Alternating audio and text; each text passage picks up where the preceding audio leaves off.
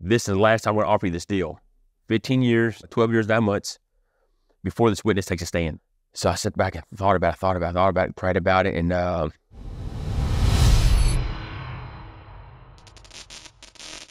so we're going to delve right in. Just continue the conversation we was having, man. So tell everyone who you are, and first off, you've become such a great friend to me since becoming, not only getting to know you in the community, but since doing the business together we're doing, and all of the growth I've seen in you over the last few months. So you just become a great friend, and I'm excited to learn more about you and for you to share with everyone who's listening some of the stuff you've shared with me. So tell us about yourself a little bit, brother. Well, currently I'm do a lot of buy and hold real estate. We're transitioning with your help to the credit finance aspect of it. Owner financed, and taking our current rentals and doing lease options with our tenants there. If they qualify, they're interested in that. Try to remove a little bit of the responsibility from us to free up our time to get more deals. That's awesome. So there's some really cool aspects about you a lot of people don't know. And I know you've been hesitant to even share. There's some things that I didn't know about you till recently, and becoming great friends with you and doing what we're doing together, and you being part of our mastermind. So share a little bit about how your real estate investing journey got started, back to teenage years and the challenges that occurred in your life. We ultimately growing up, I had great parents, but we wasn't financially stable. We moved around a lot. What part of the country were you born in? Louisville, Kentucky. Okay, so you was born right around here? Yeah. Very cool. We're local, South End. So I got involved in the streets. We was young, wild, partying, all that good stuff. And then I ended up getting in trouble. Every couple of years I get in trouble, more trouble. It just kind of escalated. Turned 18 and got in big trouble. Ended up committing a home invasion and went to prison for 15 years. That's a while. That's a long time. So I was 18.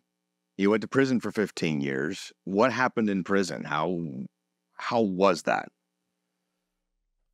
It was an experience. At first, it was very traumatic. I couldn't see the light at the end of the tunnel, but it actually turned out to be a blessing in disguise. Okay. It got me out of the environment I was in, selling drugs, using drugs, robbing, stealing, and it allowed me to focus on me and my personal growth. I did a lot of reading, personal self-help books, got a lot of education, social degree, corporate degree, and just like even before then, like I wanted more for myself. I just couldn't get to it. I didn't know how to escape the environment I was in, the people I was around. I didn't have no positive influences. Nobody was doing anything great with themselves. So I always wanted to get into real estate. I knew that there was always, even as a teenager, I knew that there's always a market that like we'll always need somewhere to live, no matter what the economy is. What the metaverse does. What the metaverse, yeah, none of that. AI, all that. So, but I didn't know how. I didn't know where. I didn't know. So ultimately, spend this time in prison, doing some personal development. At the same time, I had to live in prison. You know, like prison, there's different rules, and it's a completely different society in it itself. So I'm still doing the prison stuff. At the same time, in my cell, like I'm trying to take care of myself, intellectually and spiritually, and so just so happened by my dad, he ended up getting a job working for a local investor, doing maintenance handyman type work. She owns a bunch of properties in the area, and I'm like, I want to get into real estate. I want to get into real estate, which they knew this, and so he starts speaking to her about his son in prison, how he wants to do right and do good and get real estate. And she's like, well, I'll sell him a property. He's like, oh, really? So he reached out to me and, let's do it. But how? Right. I don't have no money. I don't have, like, I'm in prison. How are we going to do this? And he's like, well, she's offered to sell a contract for deed, my owner finance deal. It's a little 2-bedroom house off Dixie Highway. I heard that works. Well, unbeknownst to me at the time. Right. I didn't know how powerful this would be in my life. Wow. And how powerful it can be in anybody's life, applied correctly. So it comes out, selling the property for $34,000, 100% financed, over 15 years at, it might have been like 4.1% interest rate on it, whatever. The payment is like $250-ish. This is 2012. Wow. So kind of backtrack a little bit. I got locked up in 2003, 18 years old. Turned 18 in September, got locked in November. Wow. Fast forward to 2012, he gets this job. So 9 years later. 9 years later, he makes his contact, and whatever the universe works in mysterious ways. It all pans out how it's supposed to with our desires and our dominating thoughts. Wow. So yeah, it just come full circle. My desires is manifesting. Not how we wanted to, but it's definitely working. And we get this house, $34,000 for 15 years. It needs some work.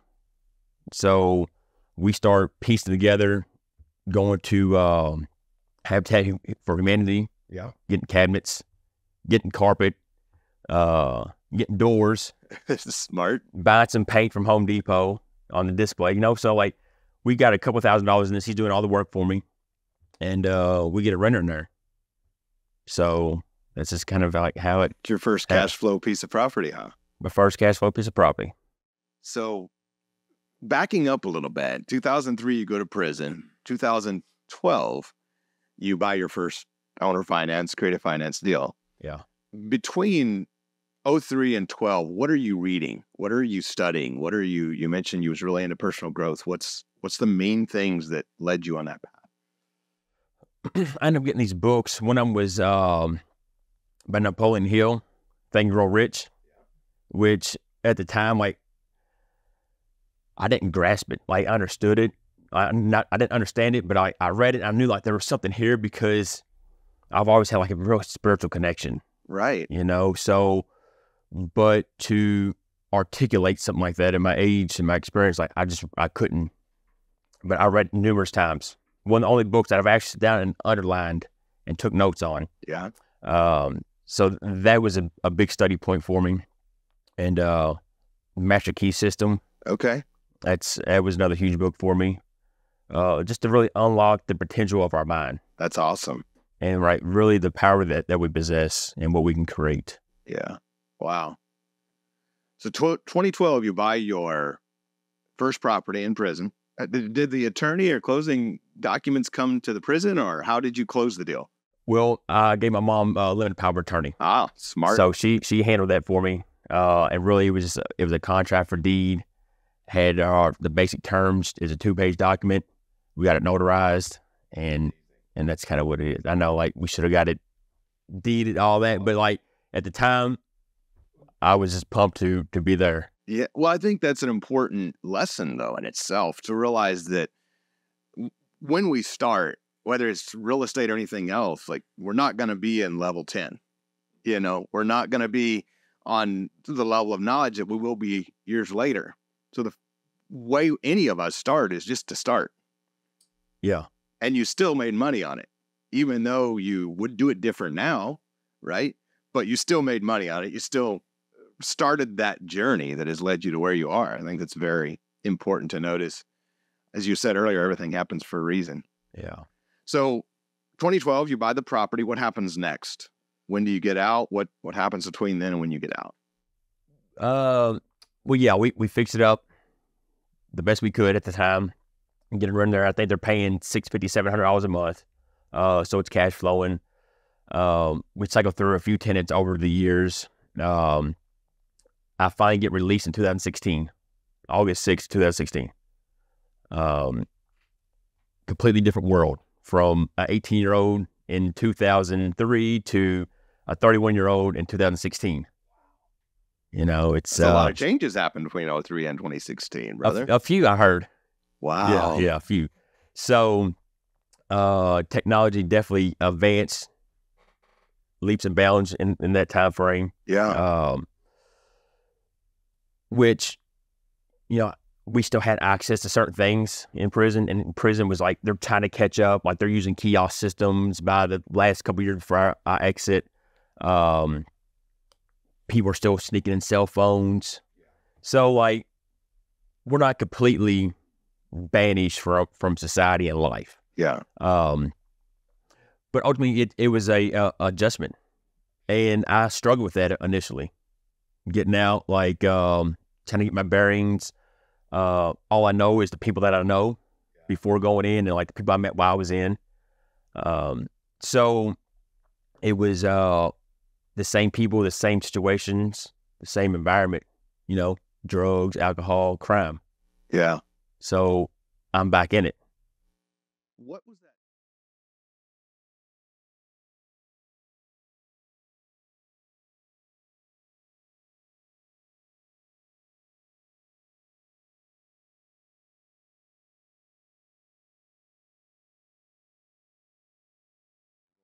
Make money the right way. Like, what happened there? What was that transition like? And how did you do away with the old and start this new life? Well, ultimately, even as a teenager, like I was saying, like I've had this desire in me, like this burning desire to want more for myself. Yeah. You know, I just didn't know how. I didn't have, like, I guess, the strength to exit that situation. You know, I'm young. I had to live in where I'm living at. I'm living with my parents. It ain't like I can just up and move. But it's just like, ultimately, it just comes with growth. Yeah. Like taking time for myself and trying to learn myself. But it's, I think just having that desire to want more, you know, and like not knowing how to get there or really how to see it, just know that I'm called for more. That's good. That's deep.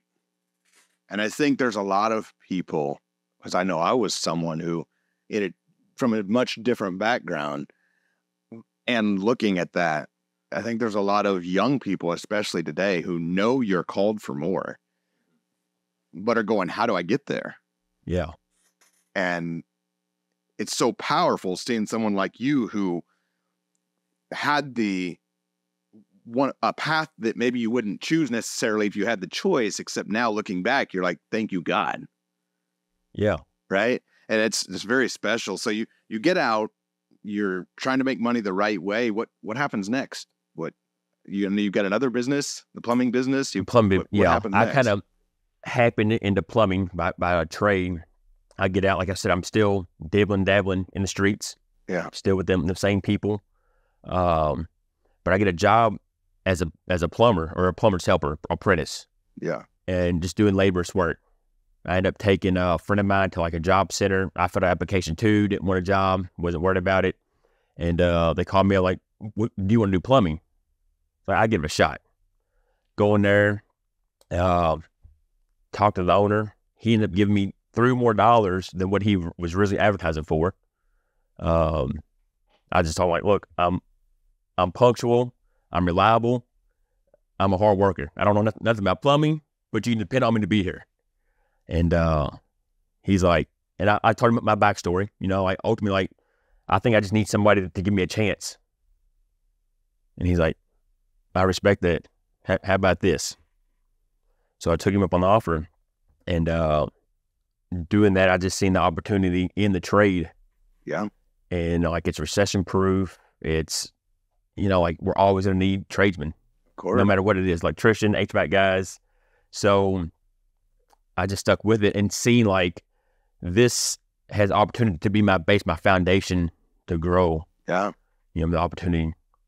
So I'm going through there. I got my driver's license, stuck with it some more, got my master's license. That's awesome. And then started my own business. Yeah. Yeah. What year was that? Let's see. Well, I started doing side work while I was working. Didn't know what I was doing. Thank God for technology and YouTube. Yeah. I like, okay, so how do you do this? Watch 3 or 4 different videos and just kind of figure it out. So I think I got my master's though in 19, Okay. I believe, 19 or 20. So not that long ago, really. Not that long ago, no. I've been out 7 years. Yeah. So seeing where you were and where you are now, as people listen to this and are inspired by your story, like what is the biggest thing, if you had the whole world listening right now, what's the biggest thing you would give them, maybe especially young men who are launching their businesses, who are looking for that next step to living their purpose? What's that message that you have for them? Well, I think ultimately for me, ego was in the way, kind of my pride. Wanting to be accepted when I was younger within that crowd, the cool crowd. So it really takes a lot of determination and strength to step out of what you know is not right. And just to continuously apply yourself, be consistent, like dream big, and just go for it, Yeah. It sounds simple, but but it's not. That's good. Going back, because I think everything is, as we've talked about, and I think it's kind of the running theme here, everything happens for a reason. Everything that happens in your life, you've watched it turn into good. Yeah. Right? You've made it turn into good. And going all the way back to learning the obstacles, there was something you said when we were talking recently, and I want you to share it. You mentioned you went away for 15 years. When that happened, the home invasion, you get arrested. Walk us through what happens there. How does the conviction happen, and how does the sentencing happen? What determines the 15 years? Because if I remember right, you were looking at possibly much longer. Is that accurate? Yeah, that's accurate. So ultimately, with the home invasion, it was me and a friend of mine. We was talking about the stash house. Suppose this guy had a bunch of drugs here. Yeah. Unbeknownst to us, he had family there. We kick in the back door, take them hostage. He had a family. His daughter was upstairs in a closet we didn't know about. She hears us downstairs. She calls 911. Police show up. We're rummaging through this house, looking for these drugs and this drug and money, and police show up. They come through. They see my friend masked up with a gun. They look through the window, see a woman on the ground. I guess at that time, as it happened so quick that whenever the cop seen him, he seen the cop, turned the cop shoots and kills him. I heard the gunshots. I don't know what happened. I'm thinking maybe he just shot her. So I turn the corner, I see the cops. I try to escape. Can't escape. They catch this redhead in the house. He ended up dying in the kitchen floor. I'm right there in handcuffs. There was two or three. How many people was with you in the break-in? Just me and him. So just the two of you? Yeah, just two of us. Well, as far as the house, originally there was four of us. Two guys. They backed out. Oh, okay. Prior to him. So get locked up, go to jail, completely in a fog. Don't know what's going on. Don't know, it's all of the news, the newspaper, police involved shooting, home invasion, cop saves woman's life, which is accurate. At the time, I thought it was a bunch of BS, but it's a very dangerous situation. So go through the court system process. They offered me 15 years, serve 85%, with them being a violent crime, robbery 1, burglary 1, attempted murder, warrant endangerments. So in the meantime, while I'm going to court over this case, I get another indictment for organized crime and burglaries for stealing ATM machines, breaking in stores, bingo halls, stealing ATM machines. They wrapped that up in one indictment, and ultimately I end up accepting the term, 15 years, serve 85%, which is 12 years and 9 months. with no early release. Like that 12 years I had to do no matter what, no matter how good I was or what I did, how many books I read, how much education I got. Like that was my ultimate date. And so yeah, that's kind of the journey, I guess, or the process.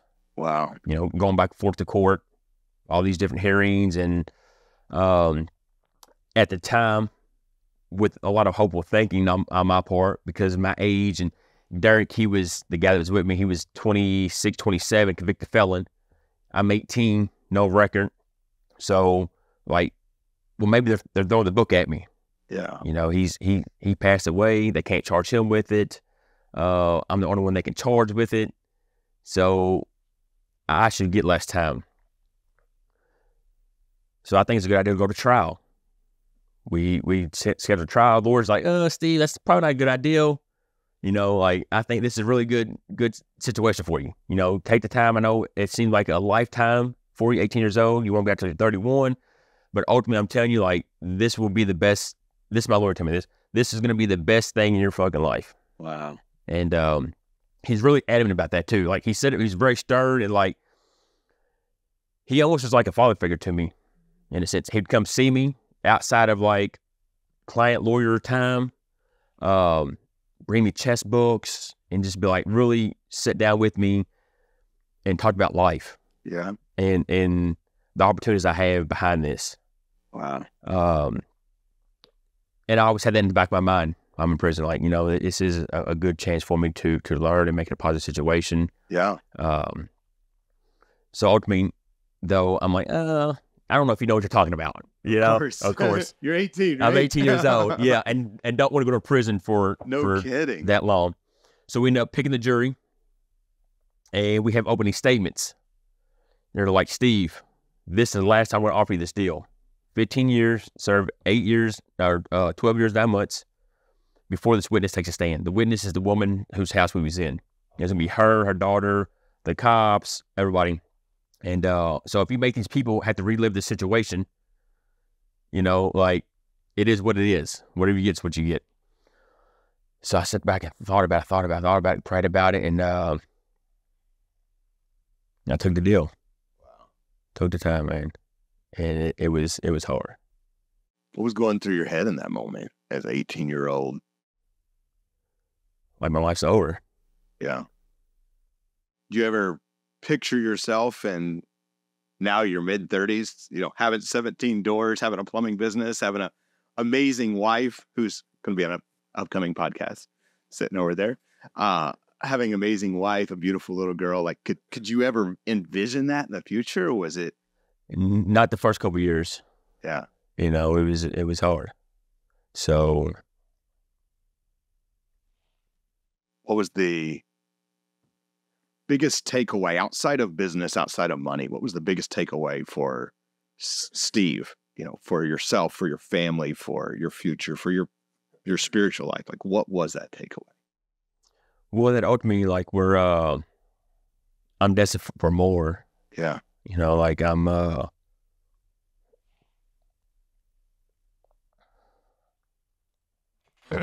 tear it up a little bit. All good, brother. Yeah, especially I've never talked about it. It's always been inside, you know. So reliving that, you know, that's a very deep moment. Yeah.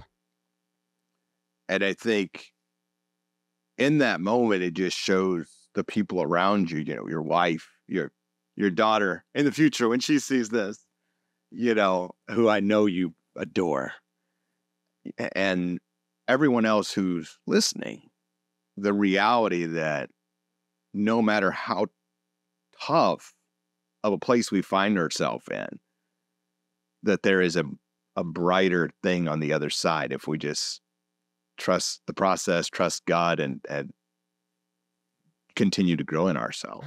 Yeah, it really is. And it's really like a shift in perspective too. You know, like, that's not the end of my life. It's the beginning of my life. Wow. You know, and so after that initial, like, self-pity and, like, my life's over, I don't have nothing else, you know, I'm like, no, like, this is going to be my pedestal, you know, it's going to be what propels me to what I want in life. You know, it's and it has. Yeah. You know, it's gave me a lot of comparison. Wow. So and then like being in there with the guys that are like coming in and out, do a year, 2 years, get out, come back. I'm like, man, like I don't want that for myself. Something like what, 87% go back. The recidivism rate is very high. Yeah. Yeah. And then to realize like that you not only have beat that, but you're inspiring others to be that. Yeah. I try to, I stay in contact with a few guys that are still locked up, or guys that I know from the streets that get locked up. They all got my number. I accept their calls. And